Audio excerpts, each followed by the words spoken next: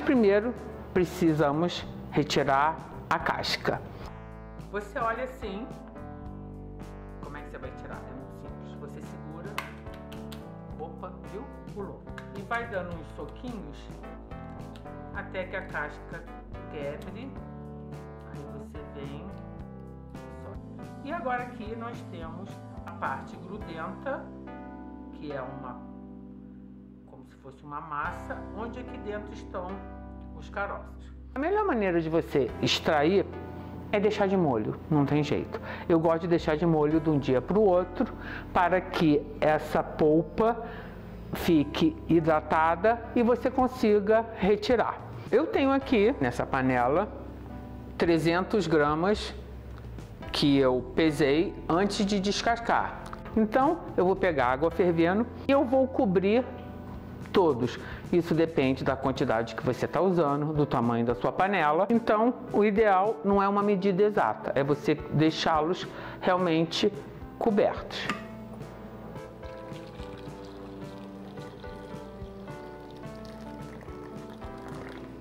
Agora eu gosto de tampar aqui e eu vou deixar quietinho num lugar que não me incomode. Eu vou deixar reposando até amanhã, até que o tamarindo tenha absorvido bastante água, para assim poder retirar a polpa.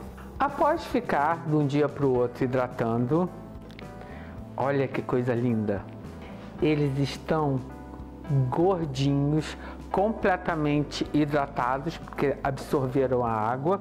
Então agora nós precisamos retirar toda essa polpa que está grudada nos caroços. Eu tenho a minha balança aqui, porque essa receita eu só vou poder saber a quantidade dos outros ingredientes depois que eu tiver extraído a polpa. Essa água eu vou usar um pouco aqui na hora de ajudar a passar pela peneira, mas eu não sei quanto isso vai render, porque depende de fruta para fruta. Então eu gosto sempre de pesar, aí sim, de acordo com o peso total, eu vou ver a quantidade de açúcar, de vinagre e de pectina. Eu uso pectina até mesmo em frutas que têm uma quantidade elevada de pectina.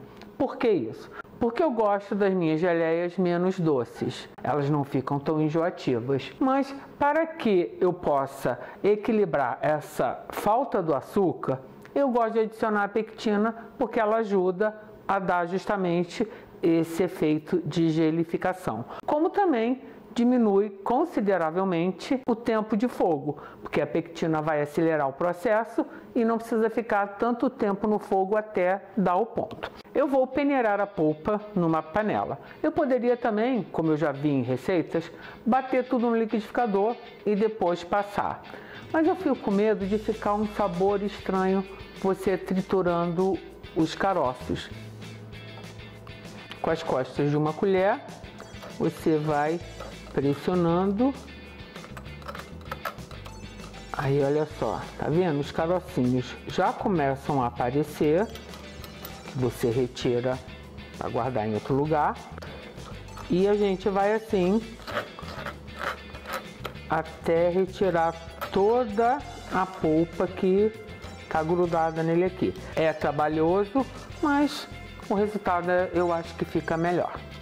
Eu gosto também de pegar, para ajudar esse processo, pega um pouquinho da água do cozimento e coloca aqui para ir ajudando.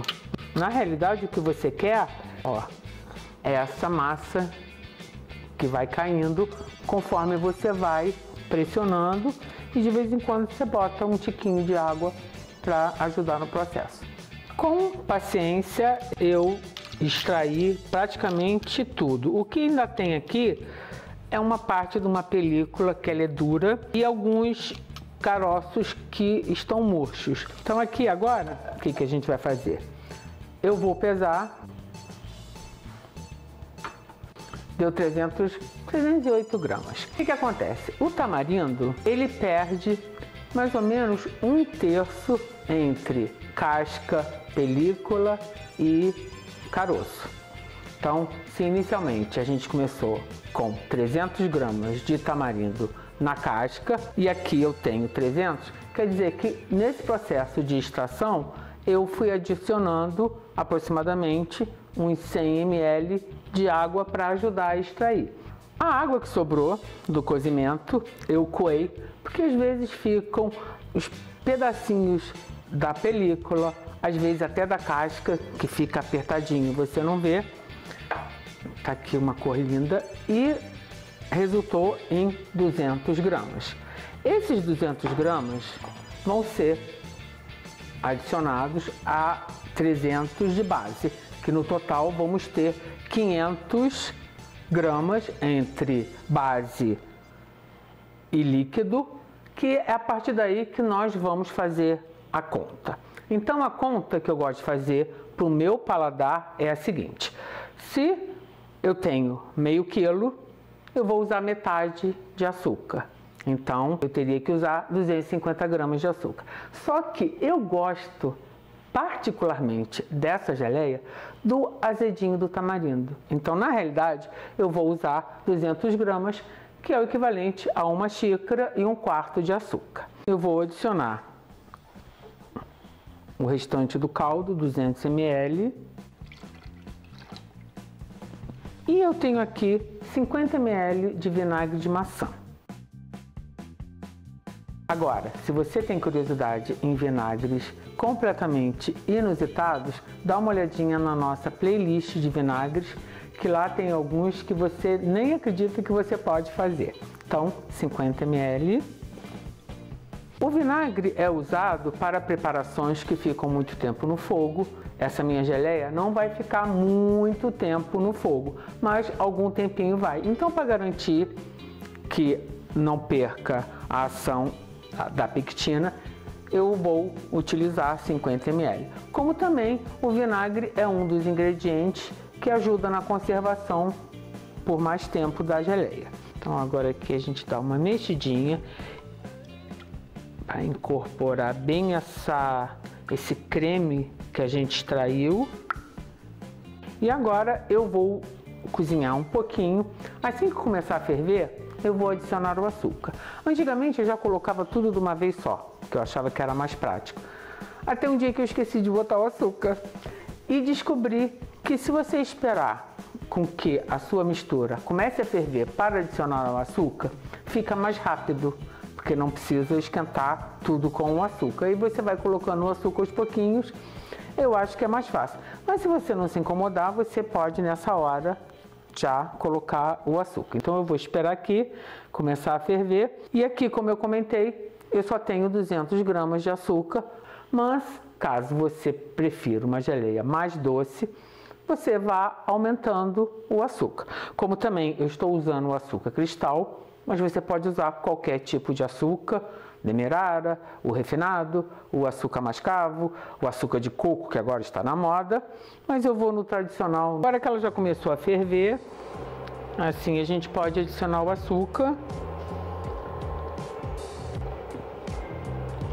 Aí você mexe para que ele se dissolva por completo. Agora eu vou adicionar a pectina. Eu estou usando uma pectina de maçã, mas você pode usar a pectina de maracujá. Dá uma olhadinha na geleia de maracujá, que um dos procedimentos da geleia é você obter a pectina de maracujá. Como também você pode utilizar a pectina industrial, aquela liofilizada. Então eu vou usar 120 ml de pectina de maçã. Agora é só esperar que o açúcar faça parte dele, depois que estiver completamente dissolvido, que será não só dar corpo à geleia junto da pectina, como também adoçar. E eu já vou mostrar para vocês alguns indícios que vão dizer como que está a geleia, se ela está pronta. Lembrando sempre que enquanto a geleia está quente, ela não tem a textura que será a textura que ela terá quando esfriar. Mas mesmo assim eu vou mostrar para vocês as dicas, para vocês saberem se está no ponto, e depois que ela esfriar eu mostro.